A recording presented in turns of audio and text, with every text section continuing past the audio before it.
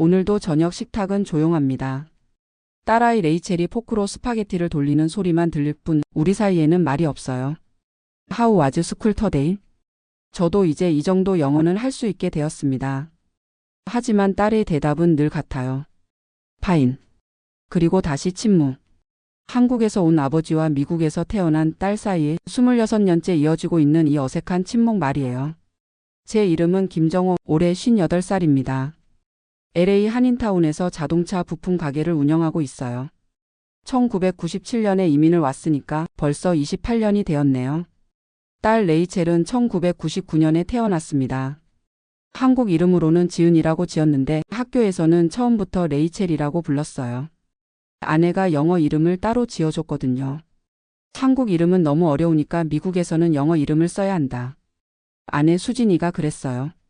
그때는 별 생각 없이 그러려니 했는데 지금 생각해보니 그때부터 시작된 것 같아요.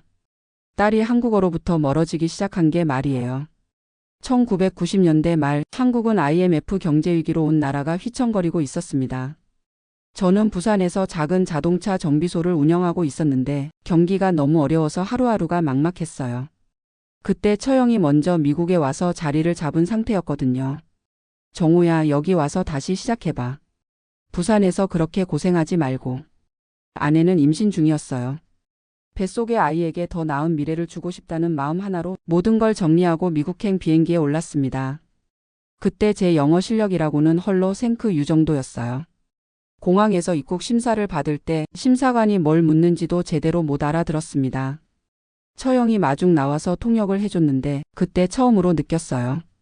아, 내가 정말 외국에 왔구나. 말이 안 통하는 곳에 왔구나. 처음 몇 년은 정말 힘들었습니다. 아내는 임신으로 몸이 무거운 상태에서 미국 생활을 시작해야 했고 저는 낮에는 처형 친구 정비소에서 일하고 밤에는 편의점 야간 알바를 했어요. 하루에 서너 시간 자는 게 다였습니다. 1999년 3월 15일 딸 지은이가 태어났어요. 세다르스에서 시나이 병원에서요. 분만실에서 갓 태어난 딸을 처음 안았을 때 눈물이 왈칵 쏟아졌습니다. 이 아이만큼은 아빠처럼 고생시키지 않겠다. 미국에서 태어났으니까 진짜 미국 사람으로 키우겠다. 그게 제 첫 번째 실수였던 것 같아요.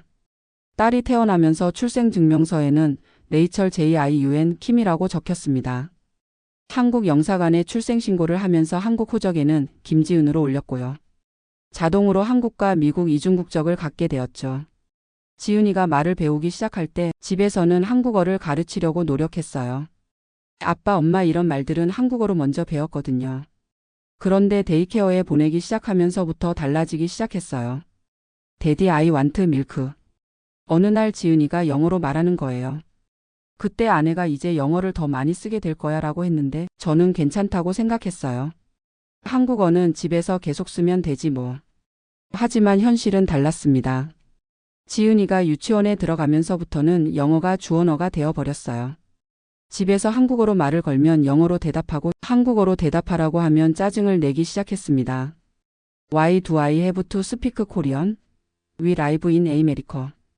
6살 지은이가 이런 말을 하는 거예요.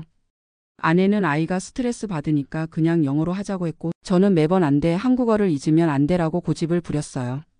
그렇게 우리 집에는 이상한 규칙이 생겼습니다. 아빠는 한국어로만 말하고 딸은 영어로만 대답하는 거예요. 엄마는 그 사이에서 통역을 해주고요. 초등학교에 들어가면서 상황은 더 악화되었습니다. 지은이 친구들이 집에 놀러 오면 저는 할 말이 없어서 그냥 방에 들어가 있었어요. 딸과 친구들의 대화를 이해할 수 없었거든요. 한 번은 지은이가 학교에서 프레젠테이션을 한다고 해서 꼭 보러 가고 싶다고 했는데 Dad, you won't understand anyway. DONTcom. 딸이 이렇게 말하는 거예요. 그 말이 가슴에 비수처럼 박혔습니다. 내 딸이 나를 부끄러워하고 있구나. 영어를 못하는 아빠를 창피해하고 있구나. 그때부터 저는 영어 공부를 시작했어요. 새벽에 가게 나가기 전에 1시간, 밤에 문 닫고 나서 1시간씩 ESL 클래스도 등록했습니다. 하지만 40대 중반의 나이에 시작한 영어 공부는 쉽지 않았어요. 발음도 어색하고 문법도 틀리고 무엇보다 딸 앞에서 서툰 영어를 하는 게 더 창피했습니다. 지은이는 중학교에 들어가면서 한국어를 아예 거부하기 시작했어요. 집에서 한국어로 말을 걸면 모른 척하거나 I don't understand Korean이라고 대답했습니다. 분명히 이해하면서도 그렇게 말하는 거예요.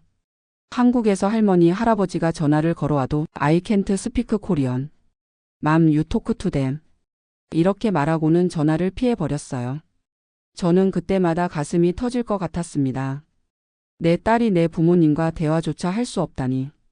한국의 뿌리를 완전히 잊어버리고 있다니. 고등학교에 들어가서는 더 심해졌어요. 지은이가 미국 친구들과 어울리면서 집에 오는 시간도 늦어지고 가족과 함께 보내는 시간은 줄어들었습니다. 그래도 저는 포기하지 않으려고 했어요. 한국 드라마를 틀어놓고 함께 보자고 하면 Dad, I don't understand what HYRESAYINgram. It's boringgram.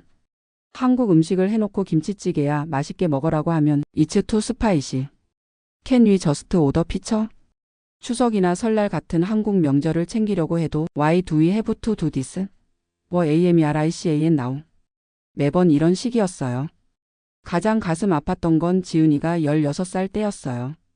첫 번째 남자친구가 생겼다고 하더니 집에 데려오겠다고 하는 거예요. 저는 떨리는 마음으로 그 아이를 만날 준비를 했는데 막상 그 남자아이가 왔을 때 저는 제대로 된 대화를 나눌 수가 없었어요. Nice to meet you, sir. 그 아이가 정중하게 인사를 했는데 저는 yes, hello. 이것밖에 못했습니다. 지은이가 그 모습을 보고 얼마나 창피했는지 얼굴이 빨갛게 달아오르는 게 보였어요. 그날 밤 지은이가 저한테 말했습니다. Dad, why can't you just run engram this properly? It's EMBARRASSINgram. 그 말을 듣는 순간 정말 바닥까지 떨어지는 기분이었어요. 내가 이 아이에게 부끄러운 아버지구나. 영어를 못한다는 이유로 딸에게 창피를 주고 있구나. 그날 밤 잠을 못 이뤘습니다. 20년 가까이 미국에서 살면서 왜 나는 아직도 영어를 제대로 못할까? 왜 내 딸과 마음을 터놓고 대화할 수 없을까? 지은이가 고등학교 마지막 해에 대학 진학 준비를 할 때도 마찬가지였어요. 어떤 대학에 지원하는지, 전공은 뭘 하고 싶은지, 장래 희망이 뭔지 이런 중요한 이야기들을 저는 직접 들을 수가 없었어요. 모든 걸 아내를 통해서 전해 들어야 했습니다. 지은이가 UC 버클리에 지원한다네. 전공은 경영학을 하고 싶어 해. 나중에 마케팅 쪽 일을 하고 싶다고 그래. 제가 직접 딸의 입으로 듣고 싶었던 이야기들을 늘 아내를 통해서만 알 수 있었어요.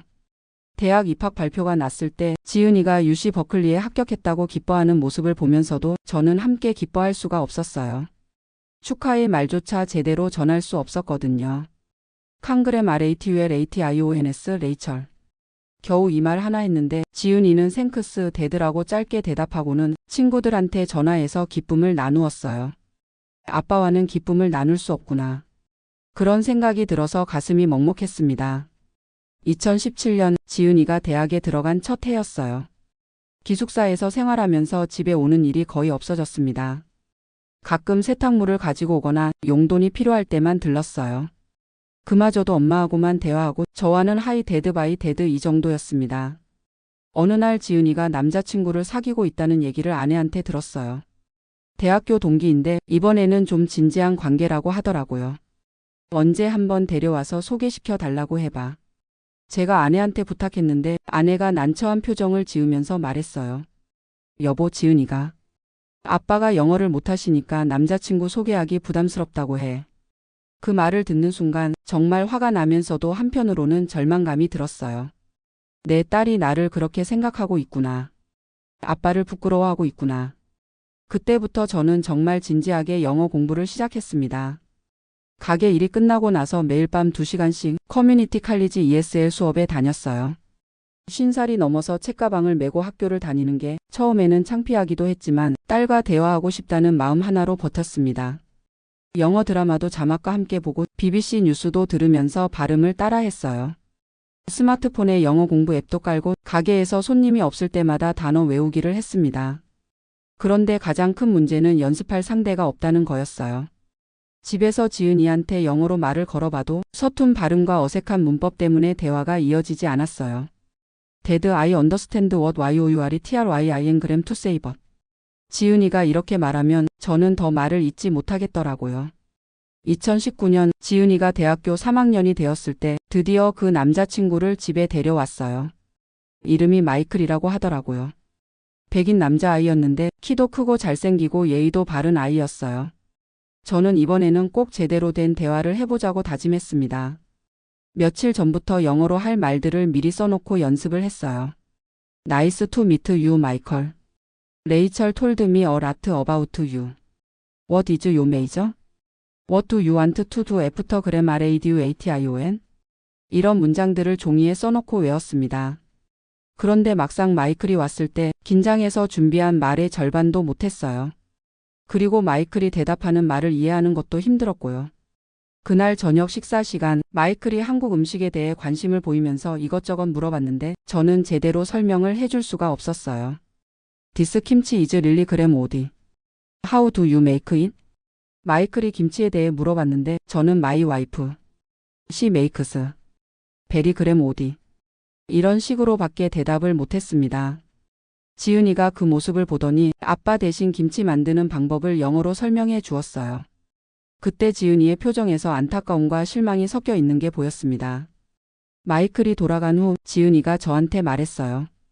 Dad, I know you are trying to run English but it's still really hard to have a conversation with you. 그 말이 가슴에 비수처럼 꽂혔지만 한편으로는 딸이 제 노력을 알아준다는 게 고마웠어요. 그 후로도 저는 계속 영어 공부를 했습니다. 조금씩이지만 실력이 늘고 있다는 걸 느꼈어요. 가게에서 손님들과 대화할 때도 예전보다 자연스러워졌고 TV 뉴스도 어느 정도 이해할 수 있게 되었습니다. 2020년 코로나가 시작되면서 모든 게 바뀌었어요. 지은이가 대학교 4학년인데 온라인 수업으로 바뀌면서 집에 있는 시간이 많아졌습니다. 처음에는 오랜만에 가족이 함께 있게 되어서 좋았는데 막상 같은 공간에 있어도 대화가 없으니까 더 어색했어요. 그런데 어느 날 지은이가 온라인 수업을 들으면서 컴퓨터 문제가 생겼대요. 마침 제가 가게에서 컴퓨터를 다루는 일이 많아서 조금이나마 도움을 줄 수 있었습니다. Dad, can you help me with this? 지은이가 처음으로 저한테 직접 도움을 요청하는 거예요.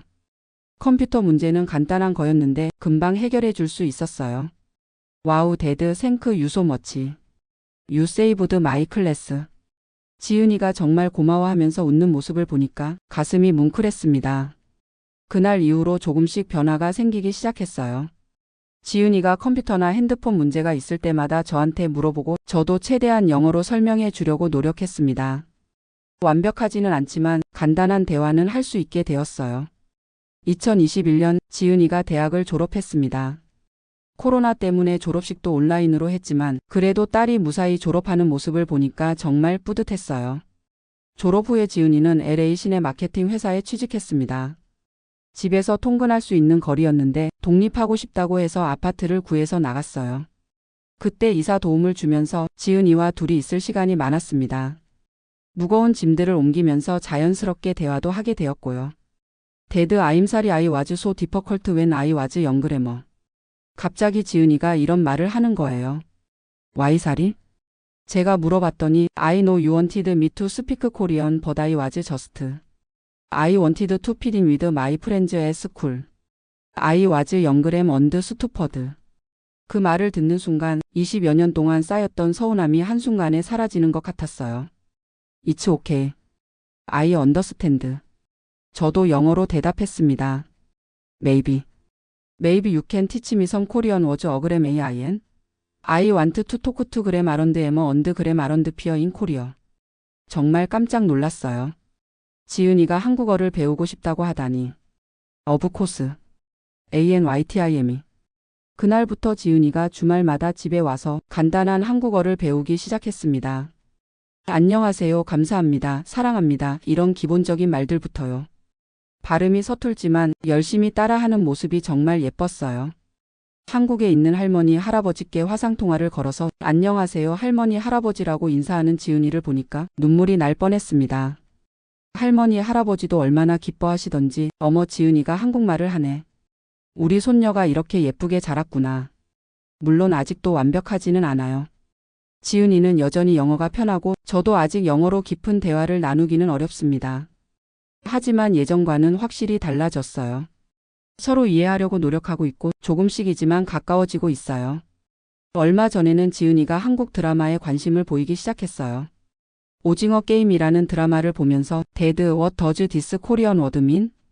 이렇게 물어보는 거예요. 그럴 때마다 저는 정말 기뻐서 최대한 쉽게 설명해 주려고 노력합니다.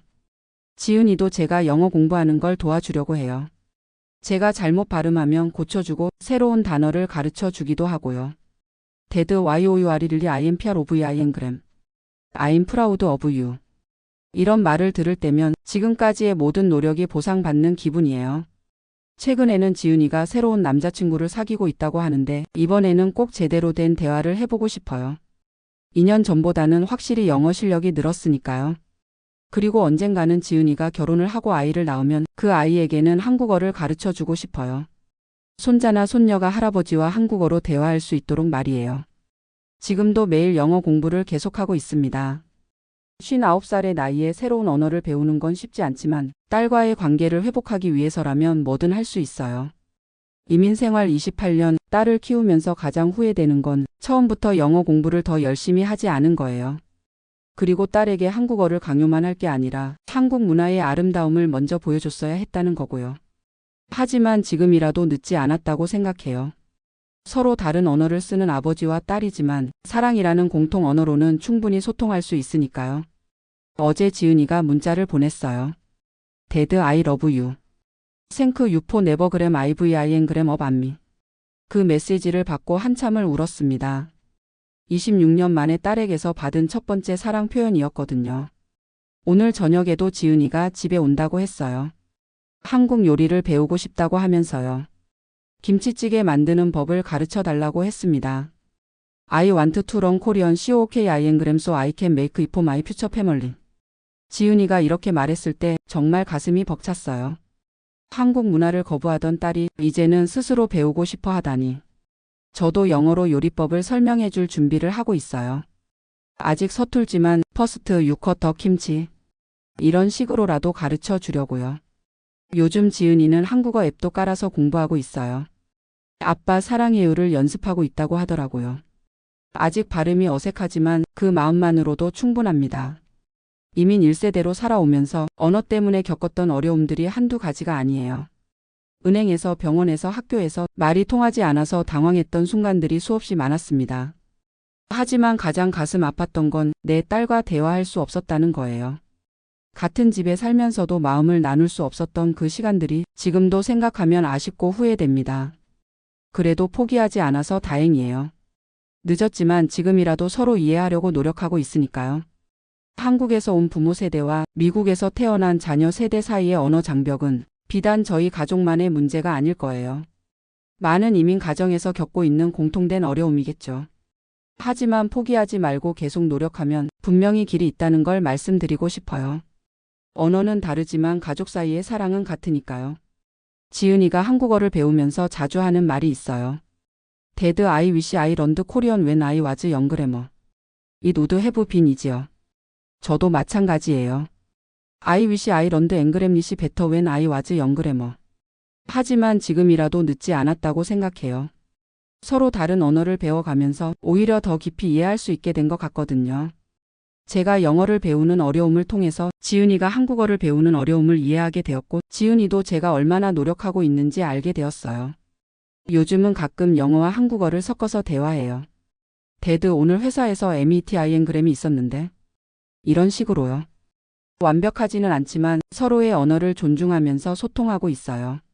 며칠 전에는 지은이가 회사 동료들에게 저를 소개했대요. My dad is so cool. He came to America with nothing and built his own business. And now HSLEARN INgram English at almost 60. 그 말을 전해 들었을 때 정말 가슴이 뭉클했습니다. 딸이 저를 자랑스러워한다는 게 믿어지지 않았어요. 예전에는 영어를 못하는 아빠를 부끄러워했는데 이제는 영어를 배우려고 노력하는 아빠를 자랑스러워하다니. 그동안 제가 너무 완벽해지려고 했던 것 같아요. 영어를 완벽하게 하지 못하면 딸과 대화할 자격이 없다고 생각했거든요. 하지만 이제는 알았어요. 완벽하지 않아도 괜찮다는 걸. 서툴러도 진심을 담아서 말하면 전달된다는 걸. 지은이도 한국어를 완벽하게 하지 못해요. 단어를 틀리기도 하고 문법이 어색할 때도 있어요. 하지만 저는 그런 딸이 너무 예뻐요. 노력하고 있다는 것만으로도 고마우니까요. 얼마 전에 지은이가 이런 말을 했어요. Dad, I realize now that you gram away up so much for me. You left your country, your langram, your agram, your comfort zone. All for my future. 그 말을 듣고 나서야 제가 지은이를 위해 한 희생들이 헛되지 않았구나 싶었어요. 언어는 단순히 의사소통의 도구가 아니라 정체성과 문화를 담고 있는 그릇이라는 걸 이제 깨달았어요. 저에게 한국어는 그리운 고향의 언어이고 지은이에게 영어는 꿈과 희망을 담은 언어예요. 이제는 서로의 언어를 존중하면서 두 언어 모두를 우리 가족의 소중한 자산으로 여기고 있어요. 지은이가 결혼해서 아이를 낳으면 그 아이는 3개 국어를 할 수 있을 거예요. 영어와 한국어 그리고 남편의 언어까지. 정말 멋진 일이 아닐까요? 오늘도 지은이에게서 전화가 왔어요. 데드, 오늘 저녁에 갈게요. 김치찌개 만드는 거 잊지 마세요. 반은 영어 반은 한국어로 하는 말이지만 이보다 더 아름다운 말이 어디 있을까요? 이제 저는 딸과의 대화가 두렵지 않아요. 서로 다른 언어를 쓰지만 같은 마음을 가지고 있다는 걸 알고 있으니까요. 언어의 장벽을 넘어서 사랑의 다리를 놓은 우리 부녀. 이제 시작입니다.